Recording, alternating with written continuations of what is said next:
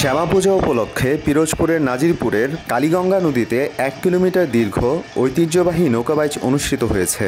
বুধবার বিকেলে শাঁখারীকাঠি সর্বজনীন শ্রী শ্রী কালী মন্দিরের আয়োজনে এ নৌকাবাইচ অনুষ্ঠিত হয়। গ্রামীণ ঐতিহ্যের অংশ নৌকাবাইচ দেখতে বিভিন্ন গ্রাম থেকে হাজারো দর্শনার্থী ছোট নৌকা ও ট্রলার নিয়ে নদীর দুপাশে ভিড় জমায়। সুন্দর এই আয়োজনে মুগ্ধ তারা। এই অনুষ্ঠানটি বাংলাদেশের ঐতিহ্যের একটি অংশ। এই জাতীয় নির্মল আনন্দ মানুষের মাঝে ছড়িয়ে পড়ে এবং যুবকরা আগ্রহী হয় সে ব্যাপারে তারা আগামীতে আরো ভূমিকা রাখবে। 1-2 কিলোমিটার ব্যাপী এই নদীতে হাজার হাজার মানুষ রাস্তাঘাটে একেবারে পরিপূর্ণ। এই সাংস্কৃতিক যে বিষয়টা এটা আমরা এটারে চলমান রাখতে চাই। কোনোদিনও আমরা দেখি নাই, এবার আমরা দেখলাম, এটা আমাকে মনে খুব ভালো লাগবে। পূজা পার্বণ সবকিছু আমাকে এবার ভালো লাগবে।